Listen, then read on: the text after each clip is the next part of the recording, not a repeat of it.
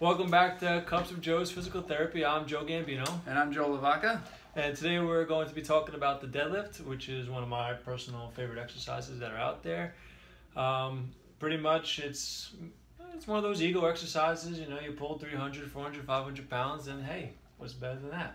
But at the same time, for rehab purposes, it's a great exercise to introduce to patients where it allows us to become very functional, where we're actually able to connect our arms holding a weight out in space, push our feet through the ground, and maintain tension throughout top to bottom. So what are your takes on how it's prescribed in either way? Well, I think that it's kind of overly and underly prescribed, and it depends on what field we're really looking at. From a PT perspective, I would say that it's very underutilized because people come in with a big fear avoidance of this pattern, including PTs to prescribe this pattern. God forbid we flex our spines. God forbid we load the spine. That's just, you know, highly irrational way of thinking. Whereas in the fitness industry, it kind of is on the opposite end of the spectrum, where it's just kind of built into everyone's program. It's an Olympic lift. It's a necessity. You have to do this and have to do that.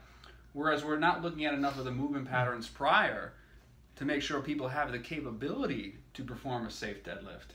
And I think that's really the key where the deadlift goes wrong. Yes, I agree. And if we look at the deadlift, and a lot of times I see people either prescribing it or people doing it on their own. It's not that it's a bad exercise, it's that people either cannot hip hinge or without flexing their spine, or they can't lift their leg up laying on the back. They can't do a straight leg raise that's normal, about 70 degrees.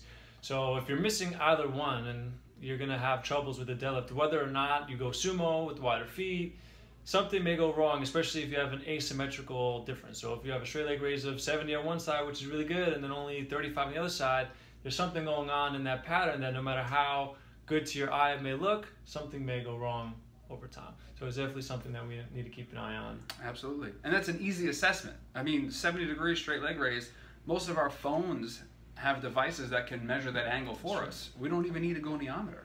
We can eyeball it. We can probably get pretty close to that assessment.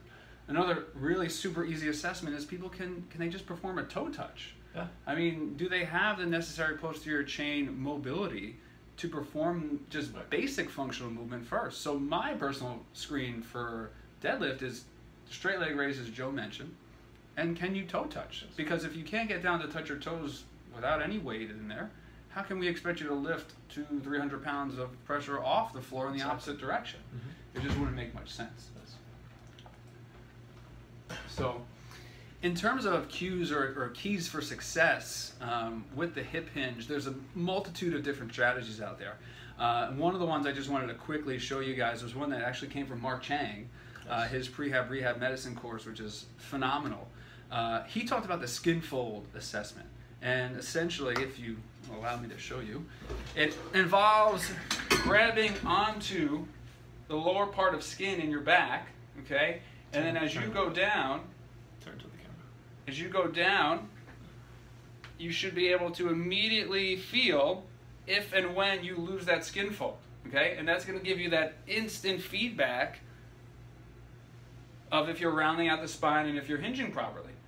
And Joe, you made a good point before when we started recording, is as far down as you can get, if that's not the height of the bar, well then stop right there. You're not in a good position, right? Or maybe raise the ground up, get that weight on a few platforms to bring it up to you. And that's a good modification for the deadlift that I've done with people and patients as well. And I think the last thing to kind of touch on is if you know, besides the skin fold, you could even just use a broomstick, a dowel rod, and just put it across your back. And if you just keep 3 points of contact in mind, it's going to be the back of your head, the upper back over here, and your tailbone. If you can maintain all 3 points of contact as you're hinging, as you're deadlifting, or whatever it may be, you know you should have the prerequisite mobility to get down, grab the bar, and safely lift. And then it just becomes, can you safely load, you know, if you're not going too heavy too quickly. Right. And my personal favorite part about the deadlift is how multidimensional it is. If done properly, it's going after cervical stability, it's going after scapular stability and shoulder packing. You throw one leg involved, now you have an anti-rotation core exercise. So, I mean, really, you can take it a lot of different ways and really think about it with a lot of different patients, including even runners in that instance, And it becomes a lot more accessible, and you don't have to just think about it with your low back pain or your hip pain patients, because, as we know, there's not one exercise that is just, streamlined to one person or one individual. I think, you kind of rob yourself or sell yourself a little bit short if you think about exercising for specific diagnoses. And, that's why we're so passionate about the squat and the deadlift, and that's why we needed to get it off our chest, right? Episode 1 and 2. Yeah, exactly. Big stuff. And I do think it does belong in everyone's program, but there's a time and a place and some prerequisites. So hopefully you guys all kind of get a gist of this. And if there's any questions, comments, concerns, please leave us some comments, subscribe to us, let us know how we're doing, if you like it. Until next time.